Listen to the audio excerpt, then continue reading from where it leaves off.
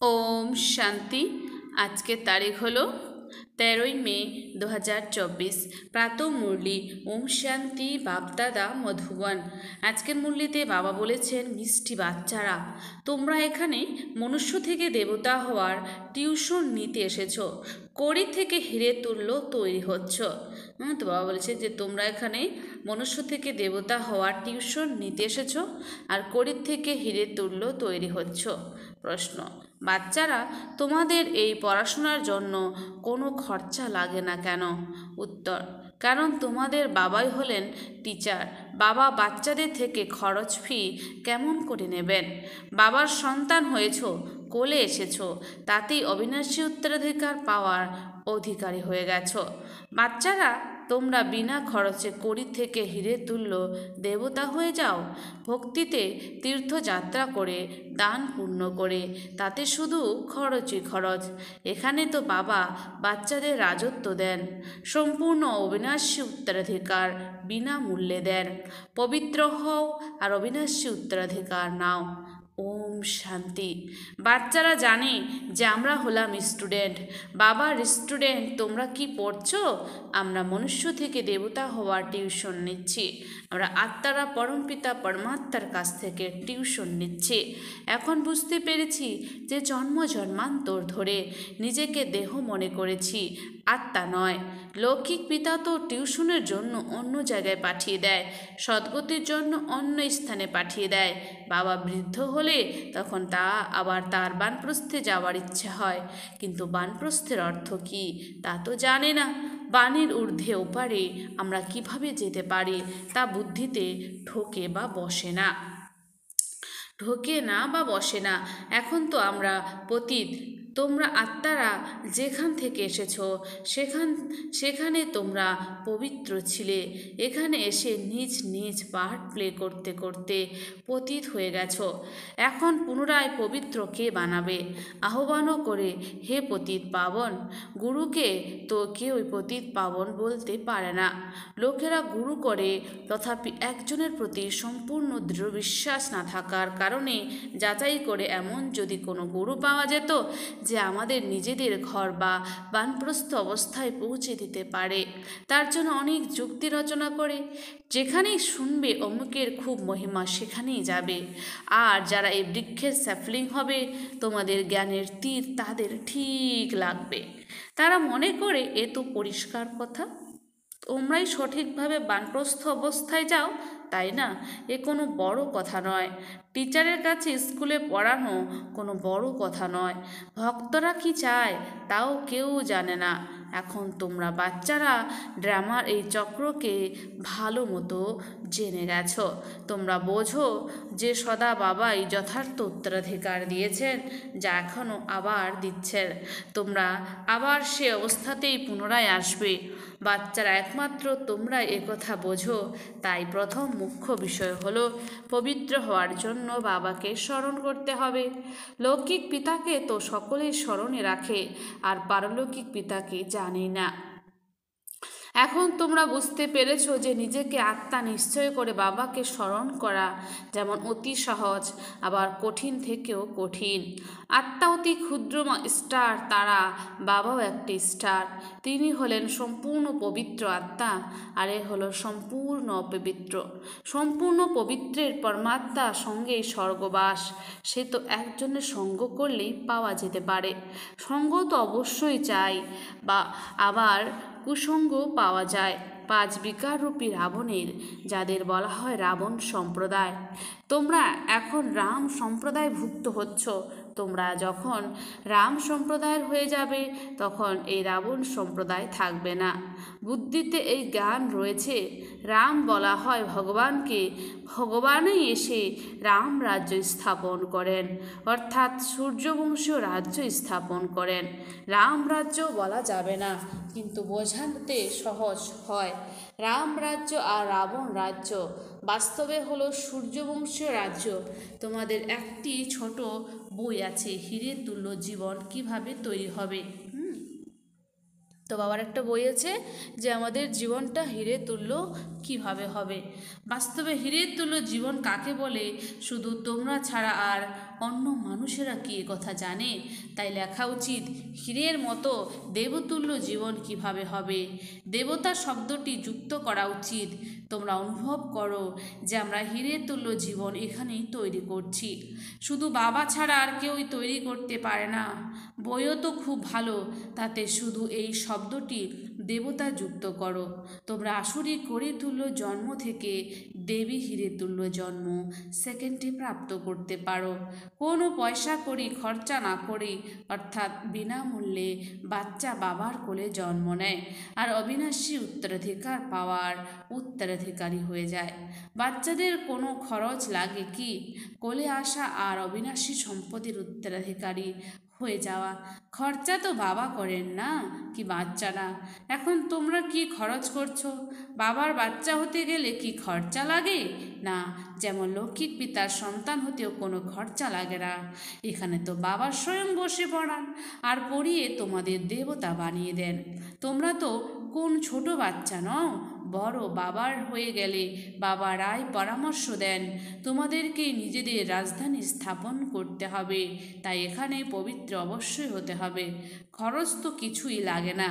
গঙ্গায় স্নান করতে যায়, তীর্থস্থানে যায়, তখন খরচা তো করতেই হবে, তাই না? বাবার প্রতি দৃঢ় বিশ্বাস এসেছে, তার জন্য কি তোমাদের কিছু ব্যয় করতে হয়েছে? সেন্টারে তোমাদের কাছে যারা আসে তোমরা তাদের বলো যে এখন অসীম জগতের পিতার কাছ থেকে অবিনাশী উত্তরাধিকার নাও আর বাবাকে স্মরণ করো। তিনি তো পিতা নন, তাই না? বাবা স্বয়ং বলেন যে আমার অবিনাশী উত্তরাধিকার যদি তোমাদের চাই তাহলে পতীত থেকে পবিত্র হতেই হবে, তবেই পবিত্র বিশ্বের মালিক হতে পারবে। তোমরা এও জানো যে বাবা বৈকুণ্ঠ স্থাপন করেন। সমজদার বাচ্চারা সঠিকভাবে বোঝে ওই লৌকিক পড়াশোনায় কত ব্যয় হয়। এখানে খরচা তো কিছুই নেই।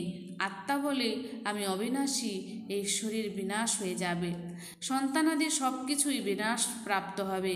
আচ্ছা, তাহলে এত যে টাকা পয়সা জমা করেছো সেগুলো কি করবে? কিছু চিন্তা তো রয়েছে, তাই না?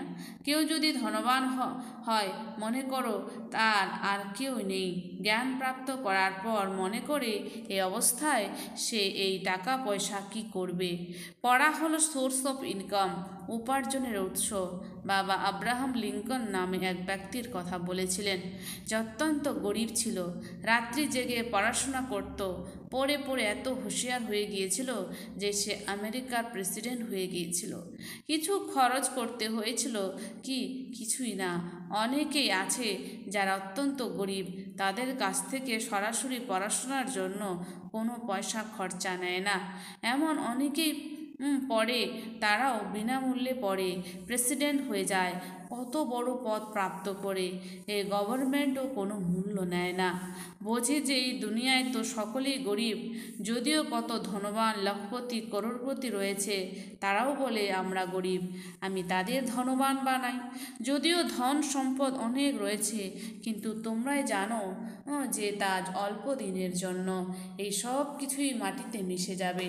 তাহলে গরিবই তো হলো, তাই না? প্রাপ্তির সম্পূর্ণ আধারেই ভিত হলো পড়াশোনা। বাবা বাচ্চাদের থেকে পড়ার জন্য কি নেবেন? বাবা তো বিশ্বের মালিক। বাচ্চারা জানে যে ভবিষ্যতে আমরা এরকম হব।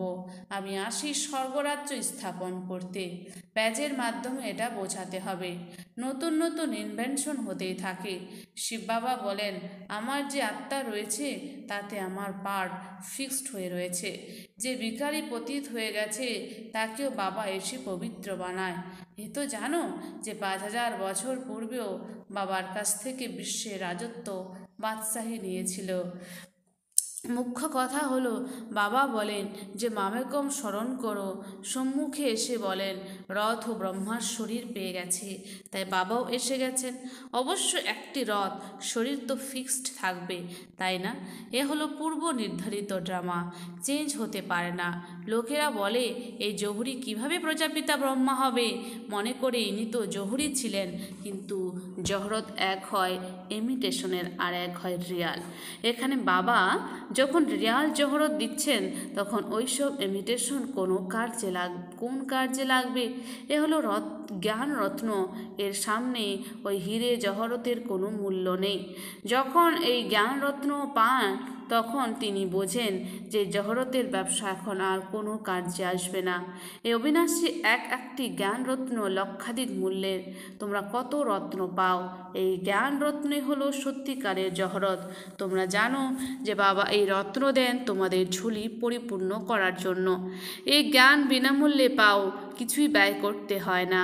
ওখানে স্বর্গতর দেওয়াল ছাদেও হিরে জহরত লাগানো থাকে। ওইসবের মূল্য কি? মূল্য তো পরে হয়। ওখানে তো হিরে জহরত তোমাদের কাছে কিছু নয়। এতে তো বাচ্চাদের নিশ্চয় হওয়া উচিত। বাবা বুঝিয়েছেন যে এ হলো রূপ ও জ্ঞানী আবার বসন্ত যোগী। বাবার রূপ তো অতি ক্ষুদ্র, তাকে জ্ঞান সাগর বলা হয়। এই হলো জ্ঞান রত্ন, যার প্রাপ্তিতে তোমরা অনেক ধনবান হবে। এছাড়া কোনো অমৃত বা জল ইত্যাদির বর্ষা হয় না। পড়ার মধ্যে জলের কোনো ব্যাপার বা কথা নেই। পবিত্র হওয়ার সঙ্গে খরচের কোনো কথা নেই। তোমরা এখন বিবেক বুদ্ধি সম্পন্ন হয়েছ। তোমরা বোঝো যে একমাত্র পরম পিতাই হলেন পতিত পাবন। তোমরা নিজেদের যোগ বল দ্বারা পবিত্র হচ্ছ।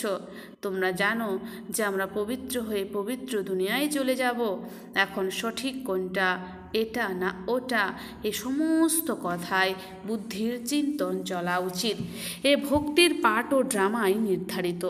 যারা এখন ভক্তি করছে এর পাঠও কিন্তু ড্রামায় নির্ধারিত। বাবা বলেন এখন তোমাদের পবিত্র হয়ে পবিত্র দুনিয়ায় যেতে হবে। যে পবিত্র হবে সেই যাবে।